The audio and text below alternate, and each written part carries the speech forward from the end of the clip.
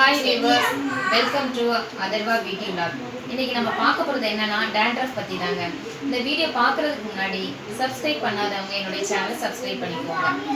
dandruff என்பது எப்படி வருதுன்னு பார்க்கலாம். எதனால வருது அப்படின்னா dandruff வந்து ஆயில் ரொம்ப வைக்கிறதுனால dandruff வரும். நிறைய பேர் வந்து ஷாம்பு ரொம்ப யூஸ் பண்ணுவாங்க. அப்போ ட்ரை ஆகிறதுனால dandruff வரும். இன்னொன்று என்னன்னா ஏர் பொல்யூஷனால dandruff வரும். இந்த மாதிரி தாங்க dandruff வருது. dandruff வந்து 2 டைப் ஆஃப் வந்து dandruff இருக்கு. Oil dandruff, dry dandruff.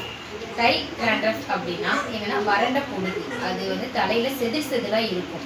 அது வந்து முடியிலேருந்து உதிரும். அதை வச்சு வறண்ட பொடுகுன்னு சொல்லிடலாம். ஆயில் dandruffனா ஸ்கேல்ஃப்ல வந்து ஒட்டி இருக்கும். ஆனால் சீப்போச்சு சீவினா மட்டும்தான் உதிரும். இதுதான் ஆயில் dandruff. இந்த ஆயில் dandruffக்கு எந்த மாதிரியான நம்ம ஹேர் பேக் யூஸ் பண்ணலாம் அப்படின்னா வேப்பிலை, தயிர், சின்ன வெங்காயம் இந்த மூணையும் ஒரு பேஸ்ட் ஆக்கி தலையில் அப்ளை பண்ணி ஒரு 1/2 hour கழிச்சு நீங்கள் குளிச்சிங்கன்னா ஆயில் dandruffை போக்கிடலாம்.